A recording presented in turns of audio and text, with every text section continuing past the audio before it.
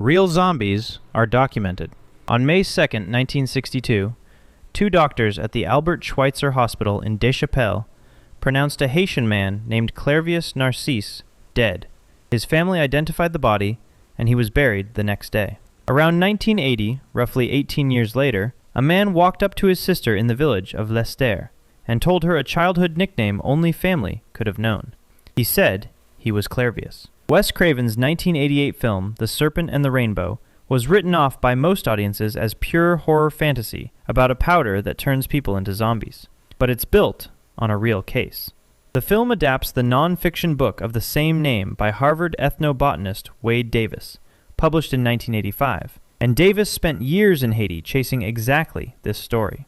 His argument was that the so-called zombification came from a powder containing tetrodotoxin, the same nerve poison found in pufferfish, which can drop a victim into a paralysis so deep that attending physicians read it as death. The plan, as he described it, was to poison the person, let them be pronounced dead and buried, then dig them up and keep them compliant with a paste of datura, a powerful hallucinogen, all reinforced by cultural belief. And the pufferfish part is real science. Tetrodotoxin genuinely slows the body into a corpse-like state, which is why Japan still logs pufferfish deaths that later revive on the mortuary table. Later scientists dispute whether Davis's exact chemistry actually produces a walking diamond, and that part stays contested. But nobody disputes the piece that matters, that a buried, certified dead man walked back into his own village 18 years later. It was never a virus. For 2 years, fans of the Spanish found-footage film Wreck swore the outbreak trapping everyone in that Barcelona apartment was demonic possession, not any kind of disease. And the sequel opened by sending a priest through the door with a Vatican mandate. The 2007 original locks its residents inside as an infection spreads by biting, and viewers kept pointing at the penthouse recordings of a girl named Tristana Medeiros and at the religious equipment stashed up there, as proof this was never medical. The 2009 sequel, Rec 2, made that reading canon. It reveals a Vatican agent entering the building because the church had been researching an enzyme believed to be the biological root of demonic possession, an enzyme found in Medeiros that mutated and became transmissible through saliva and blood. So the thing that looks like a virus is actually a demon that learned to jump between hosts. Here's the wild part. The American remake, Quarantine, deliberately scrubbed the possession angle out and rewrote the whole cause as a mutated rabies virus, which is exactly why the two versions feel like different stories. The people who insisted the shaky cam plague was never a sickness turned out to be right, and the follow-up handed them a priest as the proof. The remake quietly rewriting it all as a virus only shows how load-bearing that demon really was. Jimmy was always the plan. The last 90 seconds of 28 years later cut away from the main story entirely to introduce a grinning cult in matching tracksuits, and viewers instantly clocked the leader as a stand-in for a real British predator, a read the director then confirmed on the record. If you haven't seen the 2025 film yet, this gets into its ending. Danny Boyle's movie closes by introducing a survivor cult led by a man called Jimmy, played by Jack O'Connell, whose followers wear blonde wigs, shell suit tracksuits, and gold chains, and greet each other in a specific, practiced cadence. Fans immediately identified the styling as modeled on Jimmy Savile, the late British television presenter, later exposed as one of the country's most prolific sexual abusers, after his death in 2011. Boyle confirmed in interviews that the character, Sir Jimmy Crystal, was deliberately inspired by Savile, and that the whole ending exists to set up the next film. That next film, 28 years later, The Bone Temple, was written by Alex Garland, directed by Nia DaCosta, and had already been shot before the first movie even opened. Boyle laid out the structure plainly, that the first film is about the nature of family, and the Jimmy-led second one turns to the nature of evil. The cut to the cult ending divided audiences, precisely because it felt like a trailer bolted onto a drama, which is essentially what Boyle admitted it was. The cult everyone wrote off as a bizarre non sequitur is the entire engine of the next film, sitting finished in a vault while audiences were still arguing about it. Ashin started the plague. 2 whole seasons of Netflix's Kingdom never explained where the resurrection plant came from, and fans who guessed it traced back to a wronged outsider up north got handed an entire standalone film proving them right. The South Korean period series builds its outbreak around a plant that reanimates the dead, introduced through the royal physician Lee Sung-hui, but across both seasons the show keeps its true origin hidden. Viewers theorized it came from outside the palace, tied to the northern borderlands. The 2021 special episode Kingdom, Ashin of the North, starring Jun Ji-hyun, is a canonical prequel that answers it directly. It shows Ashin, a Jurchen woman living near the northern border, first discovering the plant in the forbidden zone of Pyesagun, while desperately trying to cure her dying mother. And get this, the special reveals Ashin is the one who introduced that resurrection plant to physician Lee Sung-hui, making her the true source of everything that follows. Her turn toward vengeance is driven by the massacre of her village, after Joseon shifts the blame for a political killing onto the Jurchen people. Instead of a throwaway line of dialogue, the show answered its biggest lore question with a whole movie, and the fan instinct that Patient Zero was a wronged outsider held up completely. The plague that topples a dynasty starts with one grieving woman and a single flower. A fake sequel that worked. Italian audiences in 1979 bought tickets to a film called Zombie 2, believing it continued George Romero's Mall movie, and that confusion was the entire point, because there was never a Zombie 1 from those filmmakers. Romero's Dawn of the Dead had been released in Italy under the title Zombie, in a cut edited by Dario Argento, and it was a massive hit. So when Lucio Fulci put out his own completely unrelated film that same year, distributors titled it Zombie 2 to imply it was the official sequel and ride that success.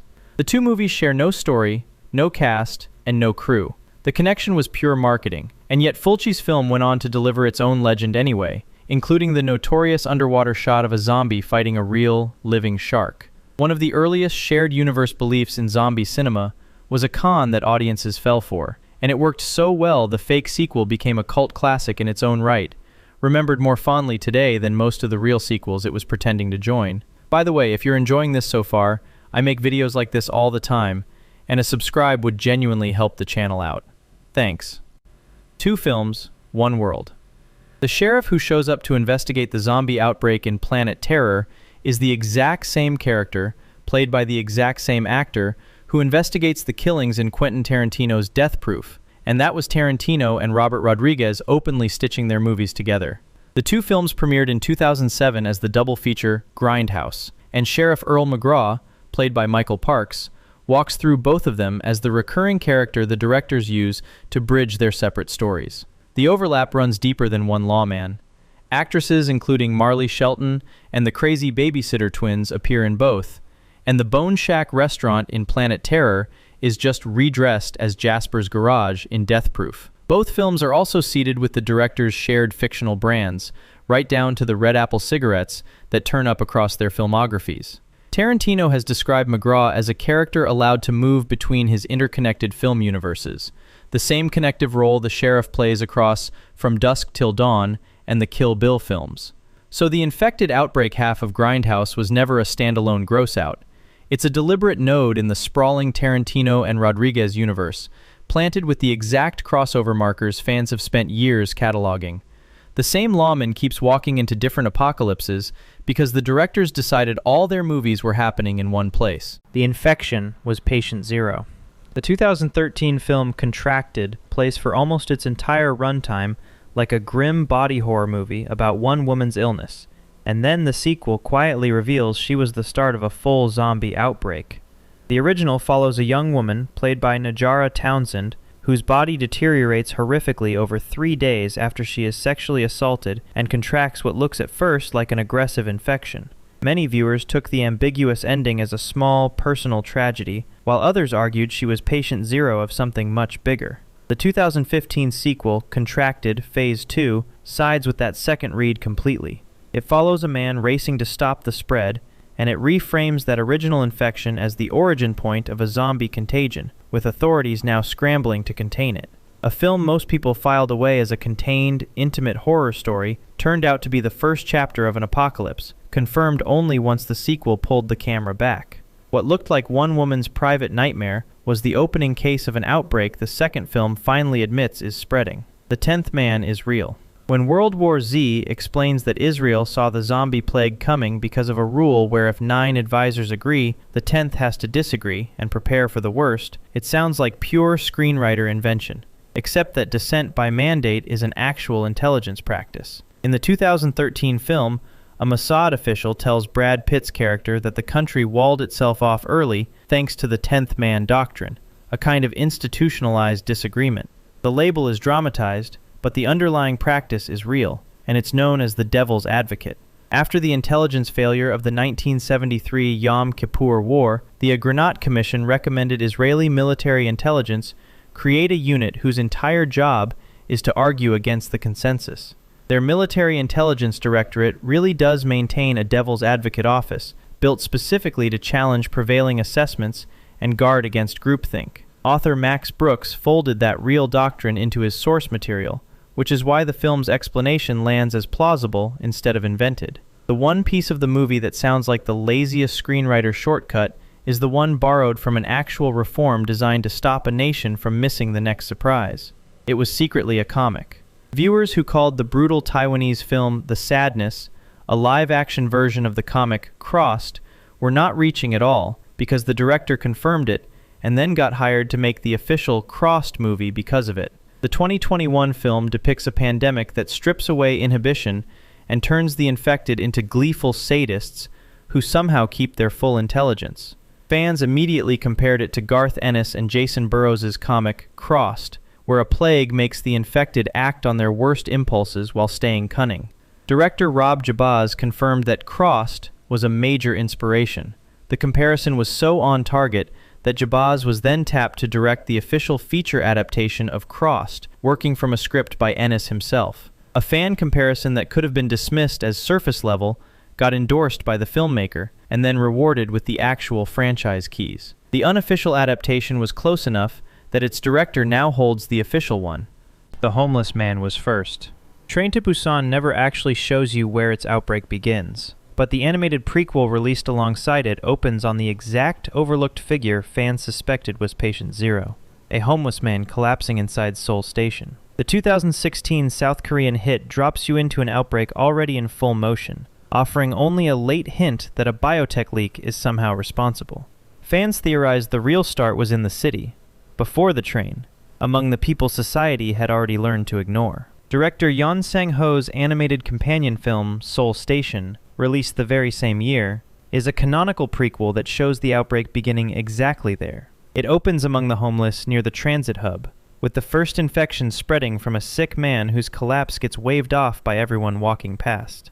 The prequel's entire thesis is that the earliest warning signs went ignored because the first victims were people nobody was watching.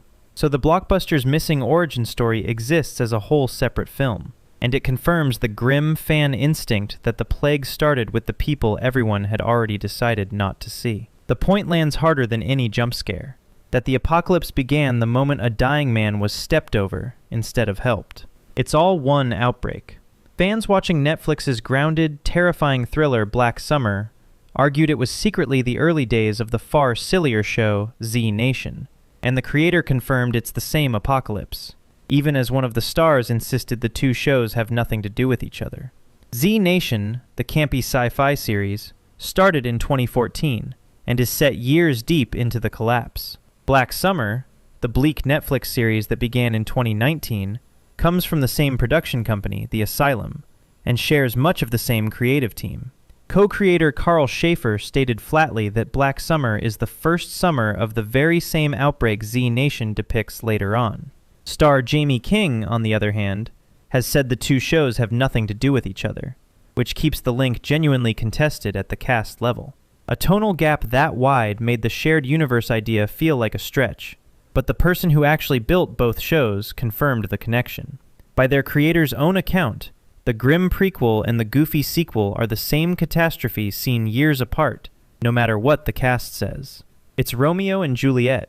The zombie hero of Warm Bodies is named R. He falls for a living girl named Julie, and the two of them meet on a balcony, because the entire film is Romeo and Juliet wearing a corpse. The names were never a secret. The 2013 movie, written and directed by Jonathan Levine, adapts Isaac Marion's 2010 novel, and both men planted the parallel in plain sight on purpose. What fans actually argued about was how deep the skeleton ran, and the answer turned out to be all the way down. R's zombie best friend M stands in for Mercutio. Julie's father, the militarized leader of the living, fills the Capulet role. The feuding factions map onto the two houses, and the balcony meeting is staged as a direct lift from the play. Marion has been open that the story began as a deliberate Shakespeare experiment, Not a coincidence fans caught him in. The one place the adaptation breaks from its 400-year-old source is the ending, where instead of the lovers dying, love literally cures the zombie condition, a resurrection written where the play buries its lovers. A tragedy that has ended the same way for 4 centuries got rewritten in zombie form, and the rewrite is the one part nobody saw coming. It was about the gold. The Nazi zombies in the Norwegian horror comedy Dead Snow look like mindless slasher monsters for most of the film, and then the final scene reveals they were running on a rule the whole time. In the 2009 original, medical students vacationing in the mountains are hunted by reanimated soldiers led by an officer named Herzog, and the movie plays it as pure splatter until the survivors discover the soldiers' looted gold. The closing scene makes the logic explicit. The last student standing has returned the treasure, finds one forgotten coin in his pocket, and Herzog is at his car window a heartbeat later. What fans argued about afterward was whether the gold was really the whole engine, whether the undead were guardians finishing a mission rather than monsters chasing meat. The 2014 sequel, Dead Snow, Red vs. Dead, settles it completely. Herzog's battalion is driven by recovering the stolen treasure and completing their old orders, which turns the first film's last-minute rule into the entire plot of the second. The zombies were never just hungry. They were soldiers on an errand, and the sequel promoted that errand from a final scene twist to the whole war. The zombies are evolving. Audiences watching George Romero's films noticed his zombies were slowly getting smarter, remembering, using tools, even mourning, and Romero confirmed that creeping evolution was the entire point. Across his Dead series, viewers tracked a progression from purely mindless corpses towards something with memory and intent. In Dawn of the Dead, survivors even note that the undead cluster at the shopping mall because it was once an important place in their lives, a hint of retained memory. Day of the Dead, from 1985, makes it explicit through Bub, a captured zombie who learns, remembers, and clearly shows emotion. Land of the Dead, from 2005, pushes it further with Big Daddy, a former gas station attendant who leads other zombies, picks up weapons, and mounts an organized assault on the living. Romero deliberately structured all of this as a through line, using the evolving dead to turn his zombies into sympathetic characters while the surviving humans became the real monsters. That sense that his creatures were quietly becoming people wasn't a fan projection. It was the deliberate spine of the series, paying off from Bub all the way to Big Daddy leading an army. Humanity already lost. The ending of The Girl with All the Gifts plays like a gut-punch defeat, the last scientist trapped, the world burning, but the author, who wrote the film and the novel at the same time, says it isn't a tragedy at all. It's a handover. The 2016 film follows Melanie, a child who belongs to a second generation of fungal-infected hungries that keep their intelligence and their personalities. The whole story is built around a search for a cure derived from these children, framing them as humanity's last hope. Then, in the ending, Melanie chooses to release the spores that will end the old human world, and begins teaching the one surviving adult scientist from inside a sealed lab, safe among her own new generation. A lot of viewers read that as a bleak downer, humanity's final defeat, with the cure plot written off as a failure. But author M.R. Carey wrote the novel and the screenplay in tandem, and both make the intended reading explicit. There is no cure and no going back, and the second-generation children are not victims. They are the evolutionary successors, and the future belongs to them. That final image is meant to read as a kind of justice and continuity, not annihilation. Humanity does not survive, but something that grew out of humanity does. Something that still holds human intelligence, creativity, and emotion, which is exactly why it counts as inheritance rather than extinction. The most divisive question about the ending, triumph or tragedy, got settled by the one person who wrote both versions of the story, and his answer is that the kids who replace us are the happy ending. If this was worth your time, consider subscribing so you never miss a new upload. Thanks for watching.